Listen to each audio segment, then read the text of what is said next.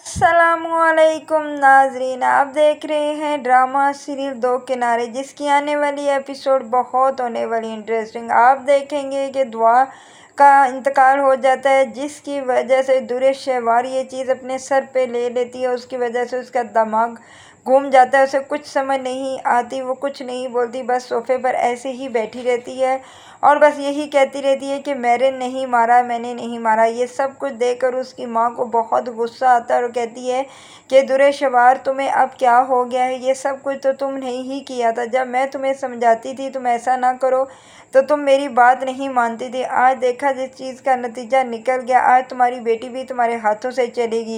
इस बेटी को दुआ को किसी और ने नहीं, तुमने मारा है, क्योंकि तुम उसे अगर आज वलीद से ना लेके आती और ना ही वो बीमार होती, ना ही वो हॉस्पिटल में जाती और ना ही वहाँ मरती, आज ना तुम्हारे पास रही है ना वलीद के पास। वो तो अल्लाह की चीज़ थी, अल्लाह ले गया। अब दुरेशवार पछताने का कोई फ़ायदा नहीं। लेकिन आगे से दुरेशवार कुछ भी नहीं बोलती। वहाँ पर तैमूर खड़ा होता है और तैमूर अपनी माँ को कहता है कि अम्मी बस करें, आप कितना दुरेशवार को कहेंगी? आपको नज़र नहीं आ रहा कि इसकी तबीयत सही नहीं है, इसको कुछ समझ नहीं आ रहा? मुझे लगता है कि जैसे इसके दिमाग पे गहरा असर हुआ है। इधर आप देखेंगे उसकी माँ कहती है कि ठीक है ना, इसके दिमाग पर गहरा असर होना चाहिए, इसकी वजह से ही आज ये बच्ची फौत हुई है। यतीमों की तरह, लावारसों की तरह हमारे घर में पड़ी रही, इससे कि ज़रा एहसास नहीं। वो उधर से उसे छीन के लेकर आई और ख़ुद भी उसका हिफाजत नहीं की। अगर ये ख़ुद भी उसकी देखभाल करती तो शायद आज दुआ ज़िंदा होती। इस पर आगे से तैमूर कहता है कि बस करें मी, ये अल्लाह की मर्ज़ी थी, अल्लाह की चीज़ थी, अल्लाह ने ले लिया। अब उसका वक्त मुकर्रर था। इसमें दुरेशवार की क्या मस्ती है, ये क्या इसकी गलती है? इस पर उसकी बात कहती है कि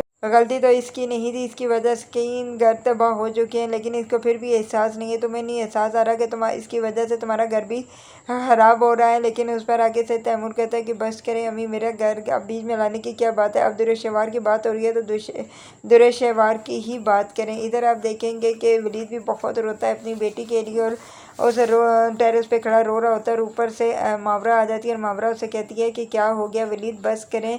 अगर आप ना ऐसे ही आप करते रहे तो आपको संभालेगा, अपने आप को नहीं संभालेंगे तो कौन आपको संभालेगा? मैं और हमारी तरफ भी देखे, क्या मुझे दुख नहीं है? मैंने तो उसे बेटियों की तरह पाला था, मैं भी उसके बगैर नहीं रह सकती, लेकिन क्या करूँ, ये अल्लाह की मर्ज़ी है, मैं मजबूर हो गई। इस पर आगे से वलीद कहता है कि तुम तो ठीक कहते हो, ये अल्लाह की मर्ज़ी है, लेकिन मैं क्या करूँ, मैं उसे भूल नहीं सकता। अब मुझे ऐसा लगता है कि जब से मैंने अपने हाथों से अपनी बच्ची को कब्र में उतारा है तो मुझे यही होता है कि अब मैं कभी उसे नहीं देख सकूँगा, ना ही उसको उठाकर गले लगा सकूँगा। इस पर आगे से मावरा कहती है कि अच्छा बस करें वलीद।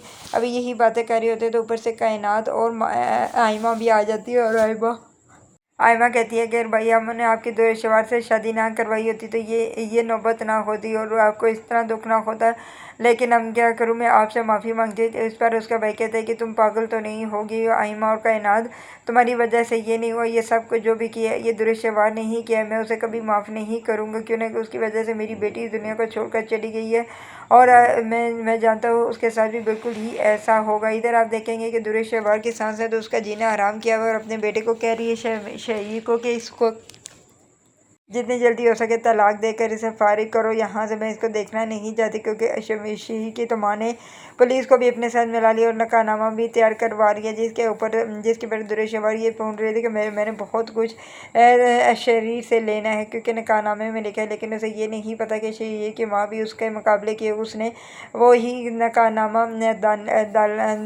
अदालत में पेश कर दिया, जिसकी वजह से वकीलों को जज को भी अपने साथ में ला लिया है ताकि ये केस बिल्कुल भी जीत ना सके और ये हार जाए। इधर आप देखेंगे कि जब दुआ की तबीयत ख़राब होती थी तो उसे फातिमा ने खुद ही फ़ोन कर दिया था वलीद को, वलीद तुम ले जाओ, तो वलीद जल्दी से आकर उसको ले गया था। और उसके बाद जब दुरेशवार को पता चला था तो दुरेशवार वो बच्ची अपने घर ले आई थी और जिसकी वजह से उसकी तबीयत बिगड़ गई थी और डॉक्टर एंड टाइम अगर बर वक्त पर वो डॉक्टर के पास पहुँच जाते तो शायद उसकी ज़िंदगी बच सकती, लेकिन ऐसा नहीं हुआ। इधर आप देखेंगे कि दुरेशवार की माँ कहती है कि मैं जानती हूँ जिस मकसद के लिए तुमने वलीद से ये बच्ची ली है कि तुम ये सारी जायदाद अपने नाम करवा लो, तो ऐसा कुछ भी नहीं होगा। तो अब तो ना तुम्हारी बेटी रही ना कुछ, अगर दुआ ज़िंदा रहती तो शायद तुम्हें कुछ फोटी कौड़ी मिल जाती, लेकिन अब तो दुआ भी ज़िंदा नहीं है। अब तो तुम्हें ये तुम्हारा ख्वाब और ख्याल ही रह गया कि ज़मीनें और जायदाद लेने का, क्योंकि अब तुम्हारी बेटी जाकर कब्र में सो गई है और अब तुम यहाँ पर बैठो पागलों की तरह ढूंढती रहो, अब कभी भी वापस नहीं आएगी। इधर आप देखेंगे कि दुरेशवार